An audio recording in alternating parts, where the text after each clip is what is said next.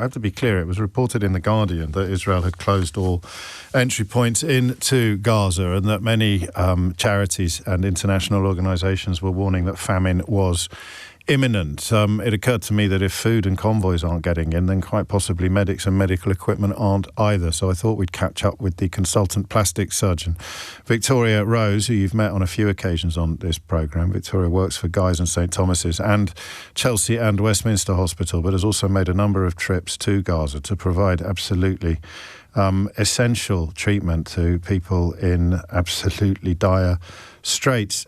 Before we catch up with the here and now, Victoria, a little word for people who haven't met you before on the kind of work that you do when you go to war zones like Gaza. Well, I'm a trustee of Ideals, which is a doctors' charity that's been going to Gaza since about 2009. But since the war, what we've been doing basically is sending teams in to assist the local doctors and nurses in Gaza. So we've been in the European Gaza hospital before it was bombed, and since it was taken out of action, we've been mainly at Nasser Medical Complex. We're operating every day that we're there. We normally send an orthopaedic surgeon, a plastic surgeon and an anaesthetist, and we've been mainly dealing with children's injuries as a result of the ongoing war. Since the ceasefire, we're trying to get through the backlog of patients, really. What sort of injuries are we talking about? We're mainly talking about burns, blast and gunshot injuries.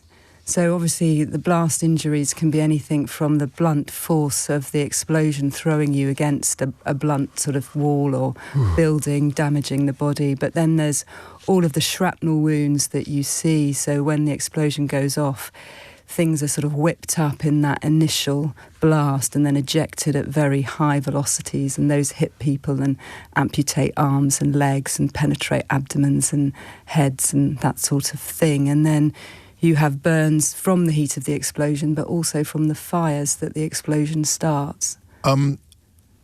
We'll talk a little, if we may, about your personal situation. We've talked before about how hard it has been for you to get into Gaza, and you expressed some concern to me that by talking about how hard it is to get into Gaza, it may actually become even harder for you personally to get into Gaza. I hope that hasn't come to be true.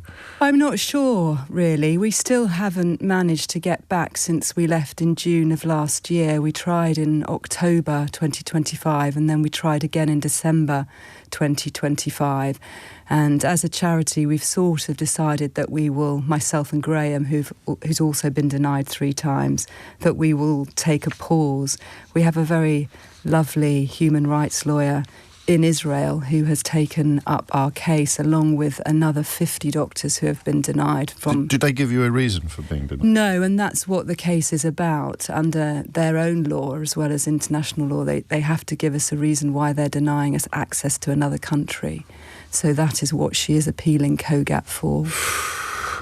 Why is it so important to have medics like you in there to help the local medics? Well, I think they are depleted. Obviously, a huge number of healthcare workers were killed and then detained during this war. We know that 587 have actually been verified as killed during the war, and there's at least another 500 being investigated. But there's still about 127 being detained, so they are very short on the ground of doctors and nurses. So assistance from the international community is vital, considering the huge patient load that they have to deal with. I should add that COGAT has not responded to LBC for comment.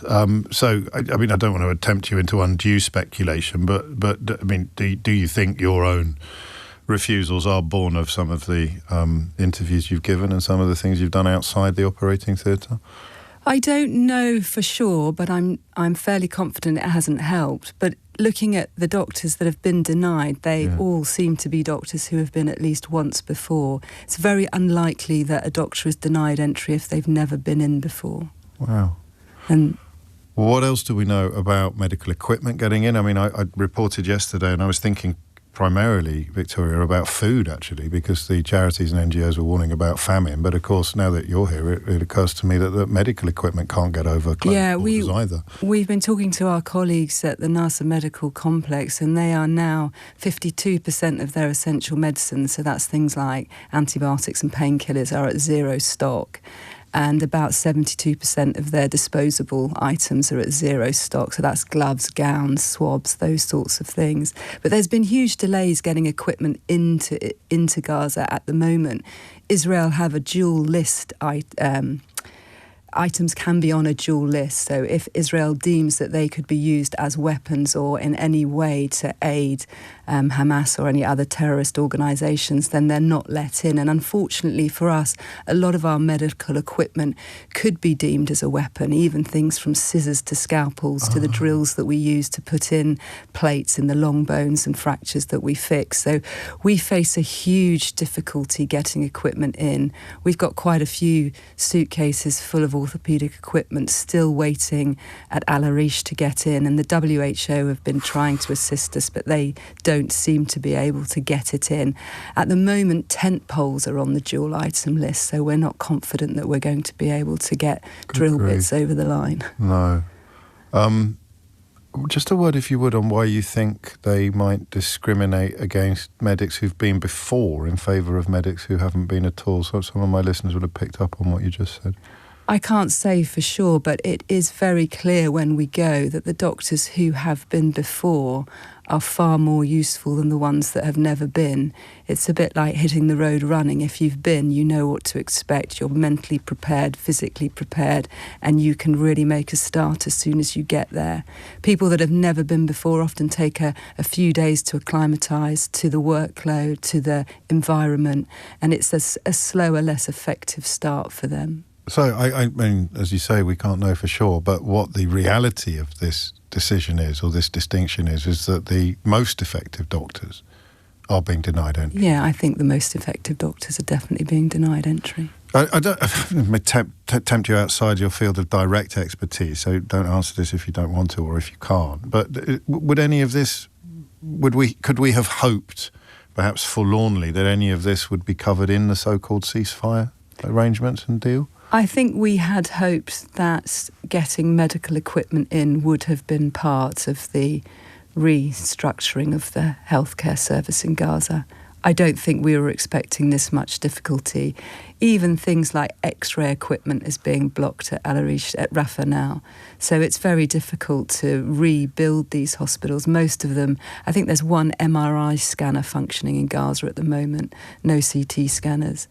And we have this equipment at the border, but we cannot get it across. That's incredibly frustrating. Yes. What do we know about the bigger picture? Because the world spotlight, partly understandably, partly rather hard to understand, albeit that the impossibility of foreign journalists getting into the territory because of Israeli rules remains in place. What do we know about the bigger picture, about the general welfare of the Palestinian people in Gaza? Well, we know that all the humanitarian missions have been stopped, so there's a convoy every Tuesday and every Thursday normally, and since Friday there's been no movement at all. We've had a message today that tomorrow's convoy is cancelled. There is hope that a convoy may go ahead on Saturday depending on the political situation. But if they're not letting humanitarian workers in, and that's not just doctors, that's the WHO and all the United Nations workers, it's very unlikely that we're going to get food transportation across the border either. So I think the UN are right. We are looking at further food insecurity in Gaza. Do you think you'll ever go back? I do, yes. You have to think that. Yeah. It drives the work that you continue to do. Yeah, we'll definitely get back at some point. How can people help support the work that you're doing, Victoria? Oh, well, any donations to the charity would be hugely appreciated. We're supported by Islamic Help, but our own charity, Ideals, would be very appreciative of any support that can be given. I'd also encourage people to keep lobbying their MPs. Do try and keep Gaza in the public eye. There is a huge concern from all humanitarian workers that while our eyes are on other areas, the situation will decline in Gaza. and of course Israel now attacking Lebanon as well in response to Hezbollah missiles. Andrew sent a message that resonates with me. I don't know what you'll make of it. In a land with no journalists, the doctor has become the journalist. There are journalists in Gaza. It's just foreign organisations that aren't allowed to send people in. But it is people like you, Victoria Rose, who become the only conduits for getting information out, never mind getting medical assistance and professional medics in. Yeah, it's not what we thought we would be doing, but it has become quite an important part of our work. I think, though, as a doctor, there is a responsibility to protect healthcare systems as well as patients worldwide. So we all feel this need to say what we've seen.